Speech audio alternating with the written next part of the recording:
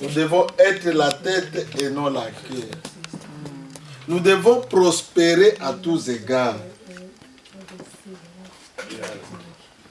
Mais aujourd'hui, pourquoi nos vies sont bloquées? Pourquoi quand nous prions, nous n'entendons plus la voix de l'Éternel? Pourquoi l'Éternel n'intervient pas vite dans nos problèmes? Pourtant, la Bible déclare dans Ésaïe 59. Pensez-vous que la main de l'Éternel est courte pour vous sauver? Alléluia. Ni ses oreilles bouchées pour ne pas entendre vos prières. Il y a une raison. Il y a une raison. Et Dieu nous a déjà parlé, bien-aimés, au travers de sa servante. Peut-être que vous vous êtes posé beaucoup de questions dans votre vie chrétienne. Pourquoi ma vie ne change pas? Pourquoi ce que je demande à l'Éternel ne s'accomplit pas? Dieu nous a révélé. La Bible déclare que vous connaîtrez la vérité. Et la vérité vous affranchira. Bien-aimés, je suis votre pasteur, mais quand la servante de Dieu est passée devant pour nous parler de la part de l'Éternel, j'ai pris le papier et le bic et j'ai noté. Puisque je savais que c'est l'Éternel qui me parlait. Alléluia. La parole, c'est elle qui délivre. Et cette parole, c'est Jésus lui-même. Alléluia. Moi, j'ai reçu beaucoup au travers de ces messages d'aujourd'hui. Et aujourd'hui, sans tarder, nous allons parler de la délivrance. Puisque Dieu nous avait déjà révélé chez nous que nous devons parler de la délivrance. Alléluia. Amen. Et Dieu vient de nous donner encore des éléments qui bloquent dans nos vies. Et après ce message, je vais demander à Maman Ruth de nous conduire dans la prière pour que nous puissions sortir de ces lieux vraiment délivrés. Alléluia. Nous allons lire deux passages. Dans Jérémie chapitre 15, versets 19 à 21.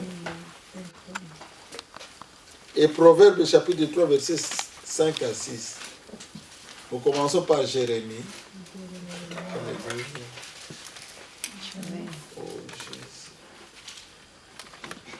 Jérémie, c'est dans l'Ancien Testament. Et chapitre 15, versets 19 à 21. Jérémie, chapitre 15, verset 19 à 21. J'ai lu au nom du Seigneur Jésus-Christ. C'est pourquoi ainsi parle l'Éternel. Si tu te rattaches à moi, je te répondrai. Et tu te tiendras devant moi. Si tu sépares ce qui est précieux de ce qui est vil, tu seras comme ma bouche. C'est à eux de revenir à toi, mais ce n'est pas à toi de retourner vers eux. Je te rendrai pour ce peuple comme une forte muraille des reins. Ils te feront la guerre, mais ils ne te vaincront pas. Car je serai avec toi pour te sauver et te délivrer, dit l'Éternel. Je te délivrerai de la main des méchants. Je te sauverai de la main des violents. Amen. Amen.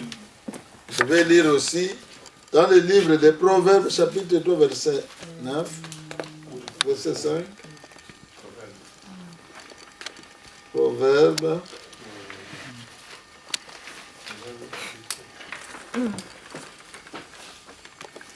Proverbes, chapitre 3, verset 5 à 6.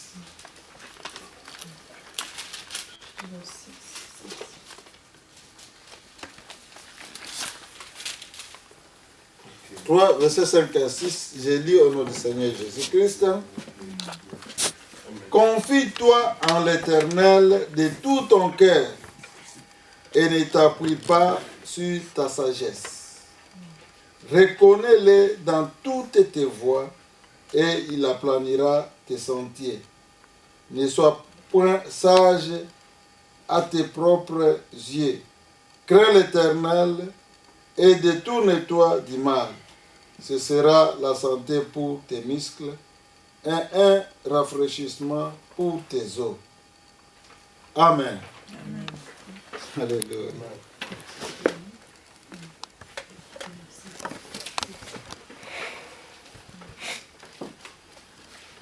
Bien-aimés, j'ai béni l'Éternel, comme je l'ai dit avant, pour le message que Dieu a donné à sa servante. Il prouve à suffisance que Dieu a les bénédictions dans ses mains pour nous les donner. Mais il y a certaines choses qui bloquent nos vies. La vie d'hypocrisie. Et ça, Dieu n'aime pas. La Bible déclare dans Proverbes 3, 5 et 6, « Confie-toi en l'Éternel de tout ton cœur et ne t'appuie pas sur ta sagesse. Reconnais-le dans toutes tes voies et il aplanira tes sentiers. » La première chose, Dieu nous demande de nous confier en lui. Alléluia. La Bible déclare que tous ceux qui invoqueront le nom de l'Éternel seront sauvés. Alléluia. Tous ceux qui invoqueront le nom de l'Éternel seront sauvés. Et déjà, Jérémie 33, verset 3, il est dit, « Invoquez-moi et je vous répondrai. Et je vous ferai voir des choses cachées que vous ne connaissez pas. » Nous avons prié très longtemps pour un problème quelconque. Et nous voulons que le Seigneur se manifeste. Nous avons gêné et prié. Nous avons aussi consulté certains serviteurs de Dieu pour nous aider. Mais il n'y a pas de solution. Alléluia. La Bible nous donne la réponse dans Jérémie que nous venons de lire. C'est pourquoi, ainsi parle l'Éternel, si tu te rattaches à moi, je te répondrai. Et si tu te tiendras devant moi, et si tu sépares ce qui est précieux de ce qui est vil, tu seras comme ma bouche. C'est à eux de revenir à toi, mais ce n'est pas à toi de retourner vers eux. Amen. Bien-aimés, comme je venais de dire, Dieu est notre Père. Dieu nous aime. Et Dieu voudrait nous voir prospérer à tous égards. Dieu voudrait vraiment donner la réponse à toutes nos requêtes. La Bible déclare que ses oreilles ne sont pas bouchées pour ne pas entendre nos prières. Et les autres, beaucoup de gens pensent que peut-être Dieu ne les connaît plus. Non. Dieu est notre Père. Son amour s'est manifesté sur la croix Golgotha. Quand son fils, l'unique fils qu'il avait, il l'a lâché pour que nous puissions avoir la vie en abondance. Et la Bible déclare qu'en Jésus-Christ, nous sommes bénis de toutes les bénédictions spirituelles. De toutes les bénédictions spirituelles, nous qui avons donné nos vies à Jésus-Christ. Alléluia. Mais pourquoi devons-nous maintenant prier chaque jour et nous n'avons pas de réponse? Bien-aimés, laissez-moi vous dire que l'ennemi de votre vie, c'est vous-même. L'ennemi de ma vie, c'est moi-même. Alléluia. Puisque Dieu est là et nous dit, demandez, il vous sera donné. Frappez, on vous ouvrira. Et cherchez, vous trouverez. Pourquoi jusque-là, on n'a pas encore trouvé ce que nous cherchons?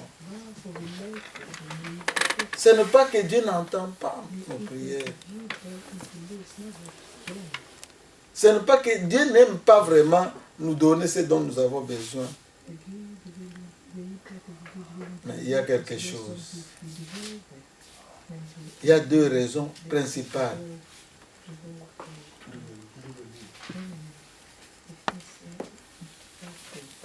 Alléluia. Amen.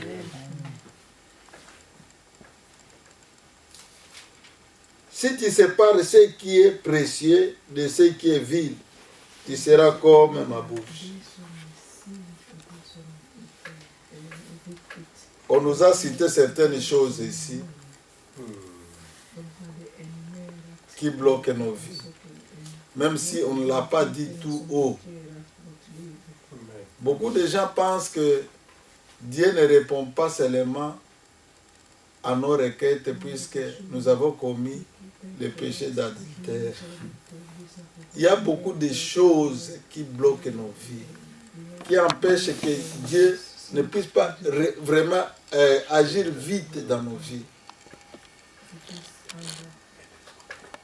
La négligence dans son œuvre. Jésus nous a déjà sauvés. Il nous a donné la vie en abondance. Et il voudrait que nous puissions maintenant les servir de tout notre cœur. Mais il y a des gens qui viennent seulement par formalité. Le dimanche passé, on a parlé de l'apostasie, de l'abandon de la foi. Vous voulez que Dieu vous donne. Mais vous ne faites rien pour lui. Et vous voulez que le Seigneur, Dieu, qui a pitié de beaucoup de gens qui meurent dans leurs péchés, puisse répondre à votre requête, alors que vous ne faites rien pour lui. Nous devons faire attention. Nous devons nous examiner. Nous examiner. J'ai dit que l'ennemi de votre vie, c'est vous-même.